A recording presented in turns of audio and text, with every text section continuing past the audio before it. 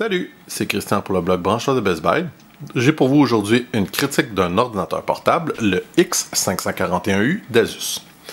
C'est un ordinateur qui est de milieu de gamme, donc on a un processeur i5 au lieu d'un i3 ou un i7. Les performances sont quand même très bonnes. On a 12 GB de mémoire. 12 GB de mémoire, moi je pense que c'est plus qu'en masse. La majorité des ordinateurs dans cette catégorie-là ont 8, quelquefois 16, mais bon, disons que pour 12, là, ça serait plutôt étonnant que vous ayez besoin de le mettre à jour. Si d'ailleurs vous voulez le faire, le seul problème c'est qu'il n'y a rien qu'un emplacement pour une barrette, donc vous devez remplacer le 12 GB par 16 GB. À mon opinion, ça vaut pas particulièrement la peine, mais c'est à votre goût.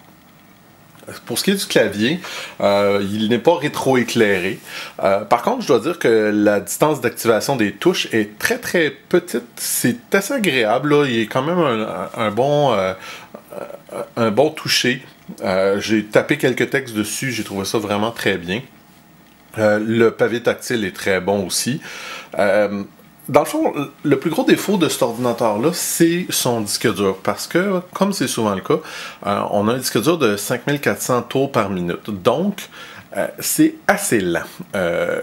Pour tout ce que vous avez besoin de démarrer, on voit que le processeur est capable d'en prendre, mais c'est long à démarrer.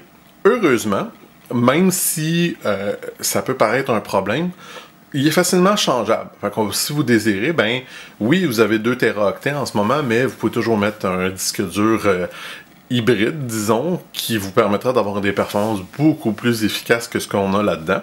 Puis, ben, comme la suggestion que je fais souvent, c'est garder votre vieux disque dur, achetez-vous un petit boîtier pour pourrez faire vos sauvegardes dessus.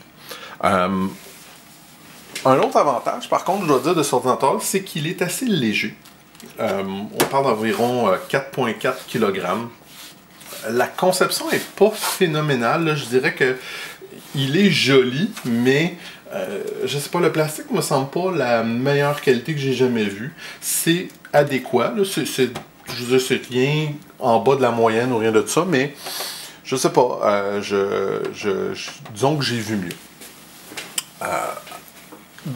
Dépendant de qu'est-ce que vous voulez, c'est un ordinateur qui pourrait définitivement faire là, pour une famille, pour un étudiant même.